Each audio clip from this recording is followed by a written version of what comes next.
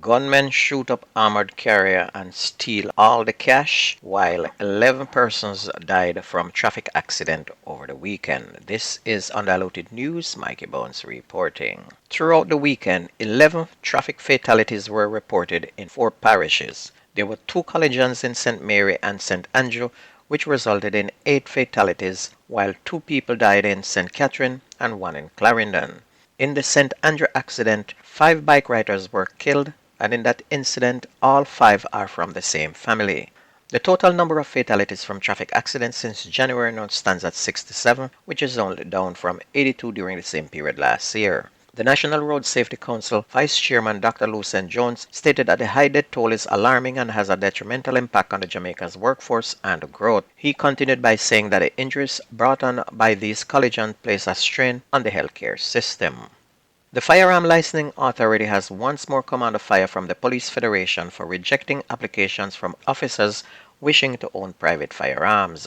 Following repeated criminal attacks on members of the Jamaica Constabulary Force, Corporal James stated that the police needed to be provided with the tools they need to protect themselves. Corporal James observed that 5 police officers were attacked during the course of a 12-day period, one of them killed. Police Federation had emphasized that the FLA's justification for refusing some police officers a gun license are just not cutting it, recalling the purported rejection of a weapon permit to a police officer because of the neighborhood where he resides.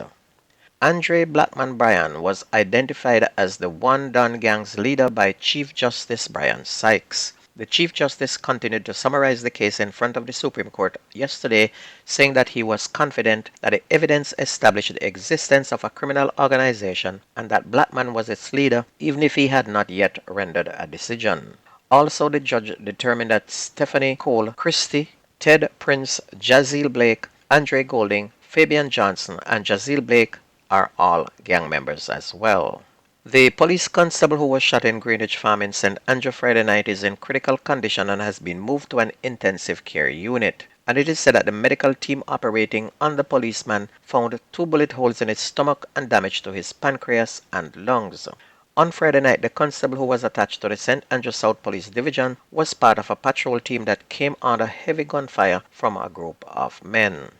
A man was shot and killed in Yallas in St. Thomas on Sunday. He is 33-year-old Kenny Powell, otherwise called Kenny, a laborer of Poor Man's Corner in Yallas. According to the police, about 2:50 p.m. a team responded to explosions in the vicinity of the Yallas beach. Powell's body was seen along the beach with wounds to the head and torso. 13 9mm bullet casings were recovered from that scene. Powell's death brings to 7 the number of people killed in St. Thomas since the start of the year. Meanwhile, a man was shot dead during a reported confrontation with the police in Maroon Town in Montego Bay mid-morning yesterday. The incident took place around 4:30. The identity of the deceased has not yet been established. The police said an illegal Glock pistol was taken from him. The suspect was killed as the police intensified their operational activities across St. James in search of men behind the recent violence in Tucker in St. James. And it is said that many of the suspects have fled the community. They usually are not very far. If they just go to Westmoreland or Hanover, they'll probably find them. 2 security guards employed to Security World Security Company and said to be unarmed were shot, one fatally by the police near the Hilo supermarket in Negril yesterday morning. The deceased was identified as 25-year-old Delian Harding of Seaton Crescent in Savlamar. He and the other guard were reportedly mistaken for gunmen. And it's reported that sometime after 5 o'clock, the security officers who were unarmed noticed a vehicle with suspicious activity nearby where they were guarding, and they called their main station. Their main station called the police and the police team responded. When the police team arrived thinking that the security guards were the robbers, officers opened fire hitting the 2 security guards. And it's an unfortunate incident, but what is going to be the police story this time? Because they can't say that they were returning fire because the 2 security guards were unarmed, so no police took evasive action will work on this one. 2 other security guards were also shot, but this time it was by gunmen who held up an armored car carrying money to a bank in Portmore. 2 security guards attached to Bellium Security Company were yesterday morning shot by 4 heavily armed gunmen with heavy-duty rifles while delivering money at the Jamaica National Branch at Portmore Pines Plaza in St. Catherine. One of the guards died on the spot, while the second, a female, was taken to hospital and her condition is not considered life-threatening. The incident occurred sometime after 8 in the morning. People who had gathered at the entrance to the Jamaica National to collect their payments had to run for their lives when shots started shower like rain. And it is reported that 4 armed gunmen grabbed a bag with cash amounting to 10 million and escaped in a waiting white Subaru motor car.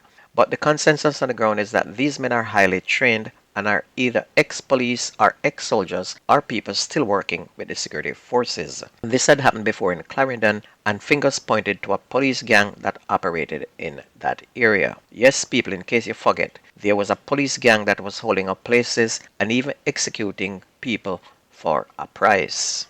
A Fort security guard was shot and killed last night in Montego Bay, and it is said he was walking down Strand Street when he was shot by gunmen. He died on the spot. And while all this mayhem is going on in Jamaica unstoppable, the Prime Minister is focusing on gang violence in Haiti. Yesterday, he led a CARICOM team to Haiti for high-level talks with government officials and civil society representatives in that country.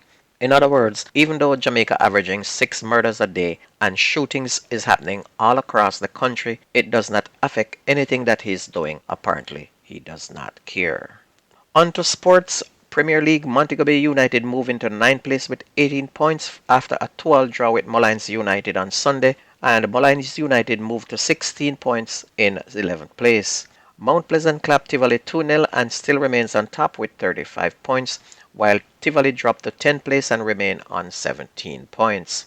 7th place Portmore with 21 had a similar 2-0 victory over 12th place Vere, who now have 14 points. 4th place Humble Lions with 28 points and 13th place Falkland with 8 points played out a very tame 0-0 draw, while 3rd place Cavalier with 32 points batter Chapelton Maroons 4-1, leaving them in last place on 6 points. And in last night's game, 5th place Harborview jumped to 26 points with a 2-0 beating of 6th place Dunby Hodel, who remain on 22 points, while Arnett Gardens are back into 2nd place on 33 points after squeezing out a 1-0 win over 8th place Waterhouse, who remain on 21 points. And if you missed the news on this radio station, please go to YouTube and type in Jamaican Undiluted News. Listen, like, share, and subscribe to keep it going. That's going to be news and sports on your favorite community radio. My name is Mikey Bones. I gone.